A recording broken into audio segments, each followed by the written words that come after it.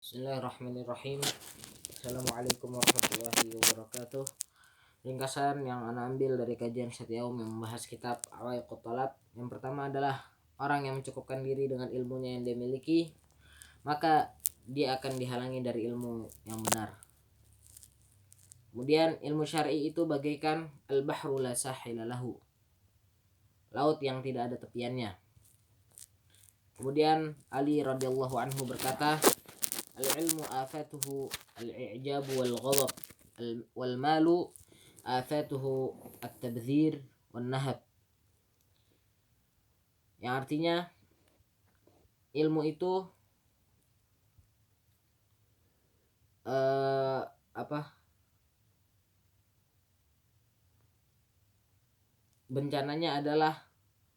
bencana ilmu adalah ujub dan marah.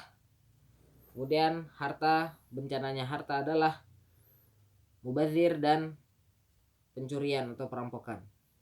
Kemudian Abu Ayyub telah berkata, sepantasnya orang yang alim untuk meletakkan tanah di atas kepalanya sebagai bentuk gambaran tawadhu bagi Allah. Kemudian al-mutawadhi' an tullabil ilmi aktsaru ilman kama anna al-munkhafid aktsarul biqa' ma'an. Orang yang tawadhu dari penuntut ilmu, maka orang itulah yang paling banyak ilmunya. Sebagaimana tempat yang rendah, dataran yang rendah, paling banyak sumber airnya. Kemudian rendah hati adalah nikmat yang tidak bisa dihasadi. Dan bala yang tidak akan dirahmati adalah ujub.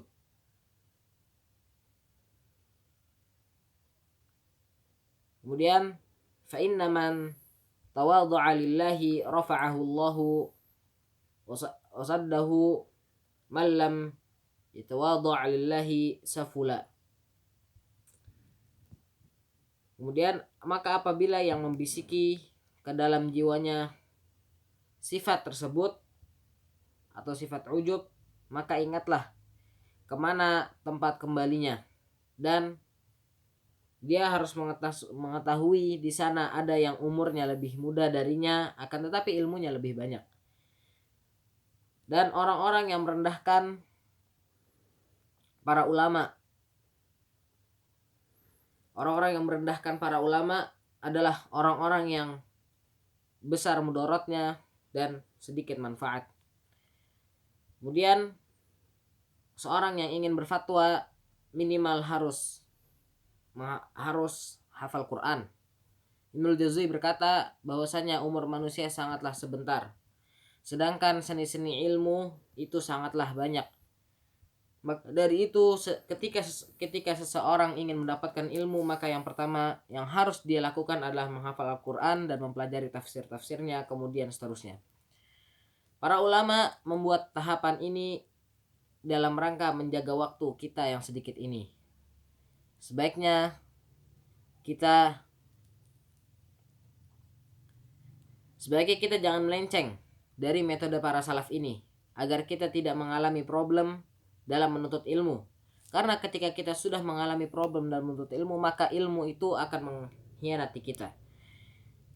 Kemudian kalau orang yang belajar tidak langsung menatap atau tidak langsung menatap kepada gurunya, maka keyakinannya hanyalah prasangka. Ibnul Jauzi membuat jadwal tahapan menuntut ilmu.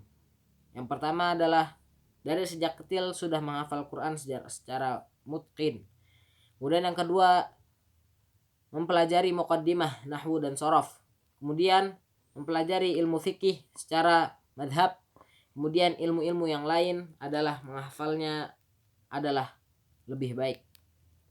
Menurut Syekh Sa'di, ilmu yang bermanfaat adalah ilmu yang membersihkan hati dan menghasilkan kebahagiaan dunia dan akhirat, dan ilmu itu adalah ilmu yang dibawa Allah oleh Rasulullah sallallahu alaihi wasallam berupa hadis, tafsir, fiqih, dan juga ilmu nahwu sorof. Kemudian seperti kata ketika kita tidak urut dalam menuntut ilmu, seperti perkataan salaf, man dhayya'al usul hurimal wusul. Barang siapa yang menuntut ilmu dengan meminta kemudian faedah yang selanjutnya, barang siapa yang menuntut ilmu dengan meminta pertolongan kepada Allah, maka Allah akan menolongnya dan memberkahi ilmunya. Kemudian barang siapa yang menempuh jalan menuntut ilmu yang tidak bermanfaat, maka dia telah sia-sia dengan waktunya tersebut. Kemudian sebelum kita mempelajari kitab-kitab besar, maka kita harus mempelajari doa-doa menghafal. Kita harus mempelajari dan menghafal matan-matan. Kemudian faedah ketika kita menghafal matan terlebih dahulu adalah dia bisa mencapai ilmu-ilmu yang tinggi. Kemudian tingkat pertama dalam menuntut ilmu adalah mempelajari ringkasan-ringkasan ini atau mukhtasar fi ilmu syar'i. Kemudian ketika kita ingin mengajari orang dengan apa yang sudah kita pelajari, tidak disyaratkan atau tidak diharuskan diamalkan semuanya. Yang dimaksud di sini adalah kita mengamalkan dengan semampu kita. Karena harus ada guru yang mengajari dan menjelaskan ilmu tersebut. Orang awam, dan faedah yang selanjutnya, orang awam tidak boleh berijtihad, akan tetapi mereka harus bersandar dengan ijtihad para ulama.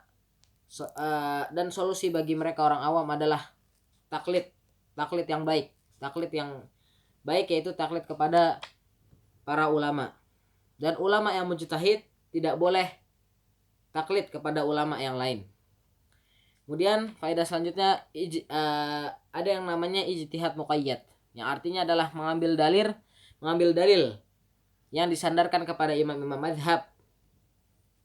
Kemudian dalil yang dinisbatkan dengan imam-imam yang mujtahid. Kemudian penghalang yang keenam adalah al-ghurur wal ujub wal kibr. Al-kibr artinya adalah batarul haq wa ghamtun nas. Menolak kebenaran dan mencela manusia.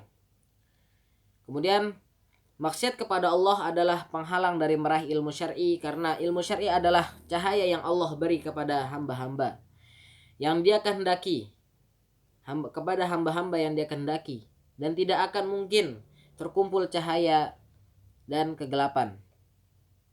Ibnu Abbas telah berkata, sungguh aku menyangka seorang akan lupa dengan ilmunya karena maksiat. Kemudian sebagaimana aduan Imam Syafi'i kepada gurunya Waqi', Imam Syafi'i telah berkata, syakautu ila waqi'in su'a hifdhi farsyadani ila tarkil ma'asi wa akhbarani bi anna al-ilma nurun wa nurullahi la yuhda lil 'asi.